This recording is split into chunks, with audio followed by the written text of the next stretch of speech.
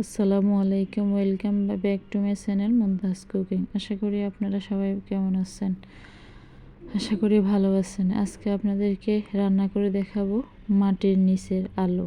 এই আলুটা শীতকালে খেতে খুবই ভালো লাগে, আমার কাছে অনেক ভালো লাগে। আপনাদের কাছে কেমন লাগে কিন্তু অবশ্যই জানাবেন।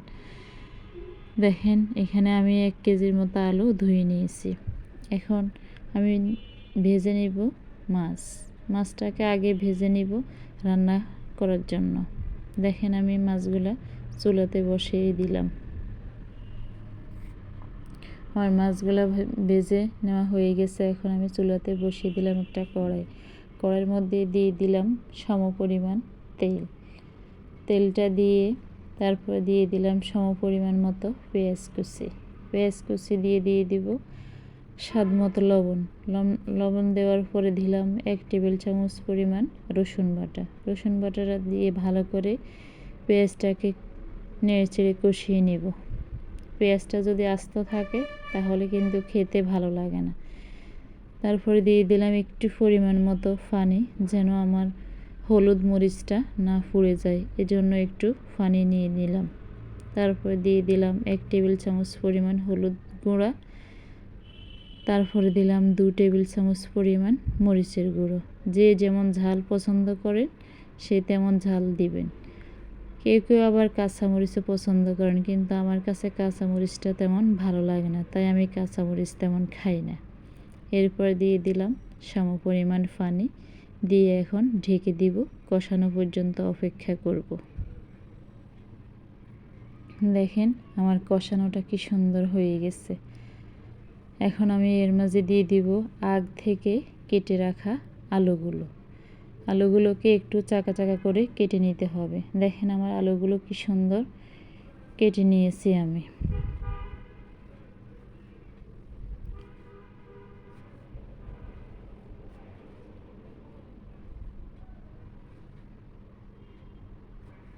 এখন আমি আলুগুলোকে দিয়ে দিব কষানো ঝোলের মধ্যে।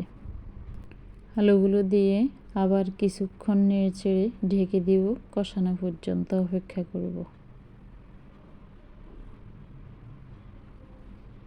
দেখেন, আমার আলুগুলো কি সুন্দর কষানো হয়ে গেছে।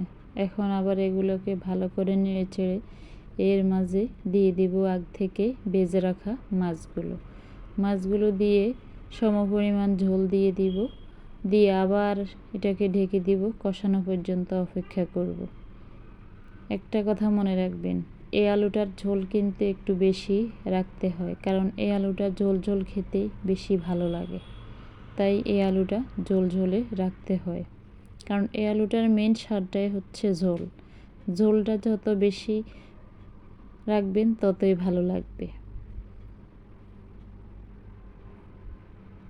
দেখেন, আমার রান্নাটা কি সুন্দর হয়ে গেছে, ঝোলটাও কি সুন্দর ঘন হয়ে গেছে। এখন আমি এর মধ্যে দিয়ে দিব ধনিয়া পাতা, কারণ এখন তো ধনিয়া পাতার সিজন, তাই ধনিয়া পাতা অবশ্যই দিতে হবে, তাহলে রান্নার স্বাদটা ভালো লাগবে। আর এই আলুটার মধ্যে অবশ্যই ধনিয়াটা দিতে হবে, তাহলে খেতে ভালো লাগে। যদি আমার রান্নাটা আজকে ভালো লেগে থাকে তাহলে আমার চ্যানেলটাকে সাবস্ক্রাইব করে দিবেন, আর রান্নাটা কেমন হয়েছে কিন্তু জানাবেন। তাহলে আজকে আসি। আল্লাহ হাফেজ, আসসালামু আলাইকুম।